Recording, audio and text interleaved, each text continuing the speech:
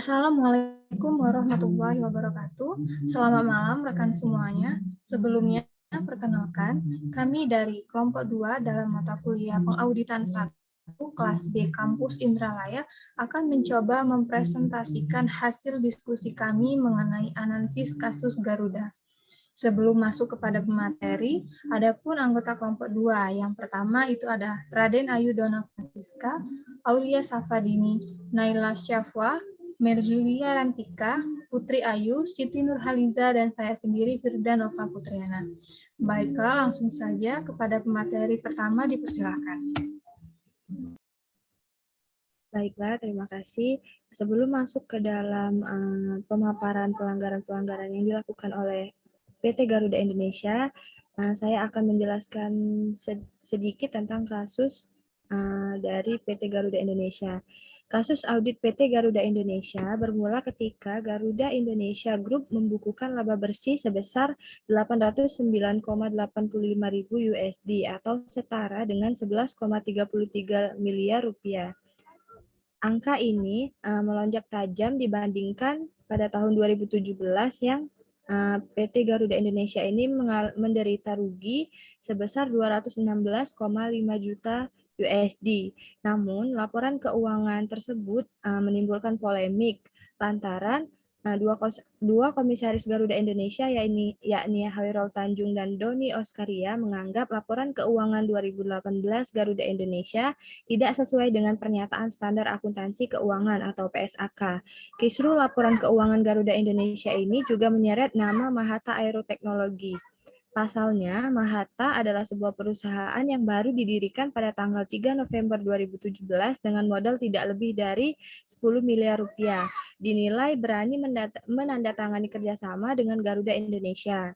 Melalui penandatanganan kerjasama dengan Garuda Indonesia, Mahata mencatatkan utang sebesar 239 juta USD kepada Garuda Indonesia dan oleh Garuda dicatatkan dalam laporan keuangan tahun 2018 pada kolom pendapatan.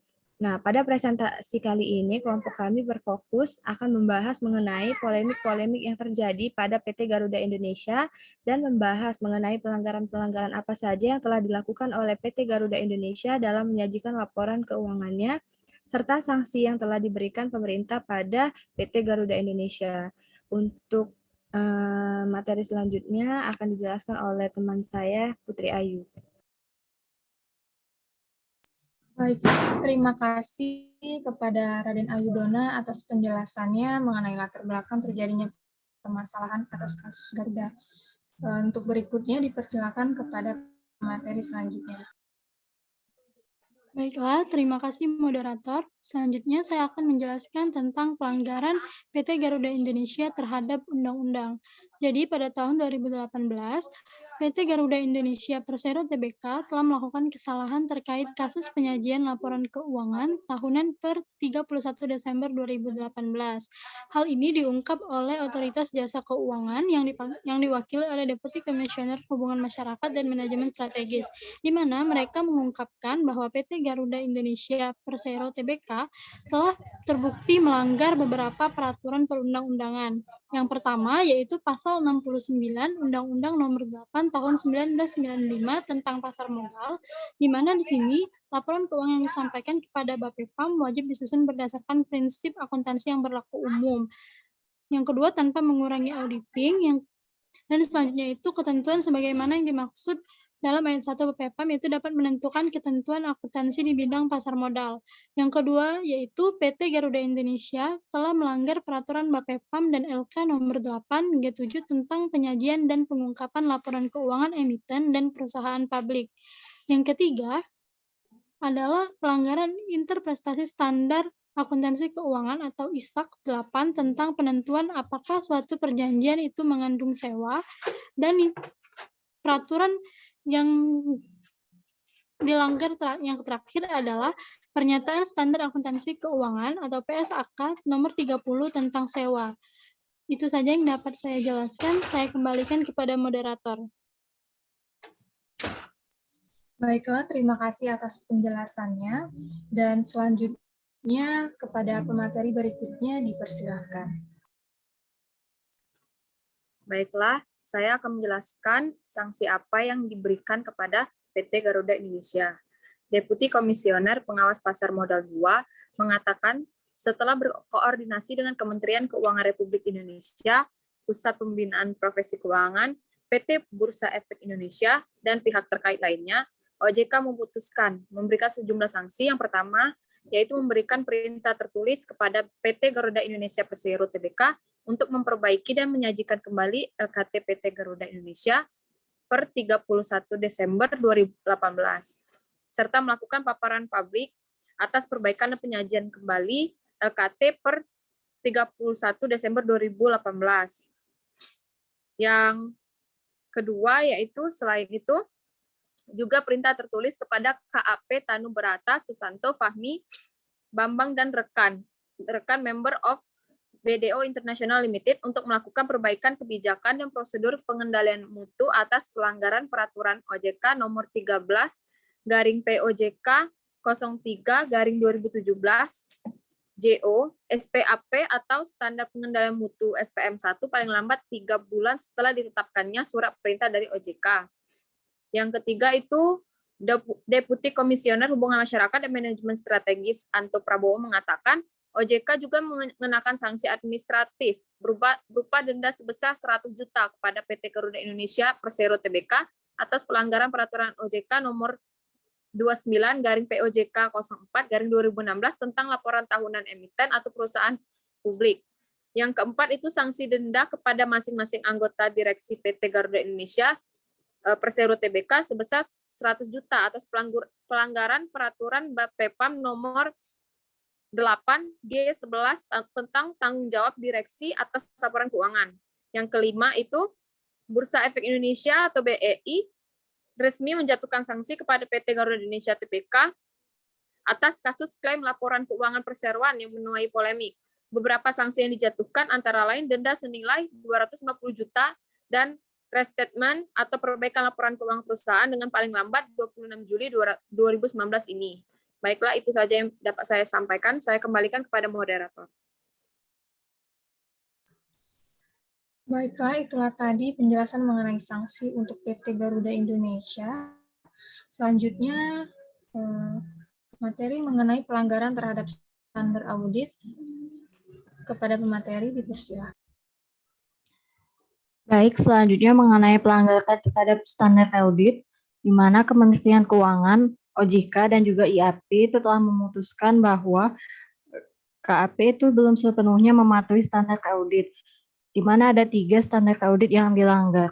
Yang pertama itu adalah SA 315 tentang pengidentifikasian dan penilaian risiko salah saji material melalui pemahaman entitas dan lingkungannya.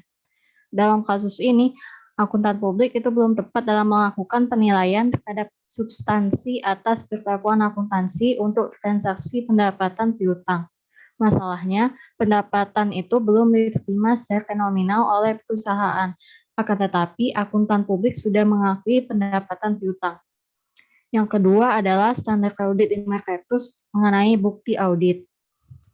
Dalam kasus PT Garuda ini, akuntan publik itu belum sepenuhnya mendapatkan bukti audit yang cukup dan tepat untuk menilai ketepatan atas perlakuan akuntansi yang sesuai dengan substansi perjanjian yang melandasi atas transaksi pendapatan piutang tersebut.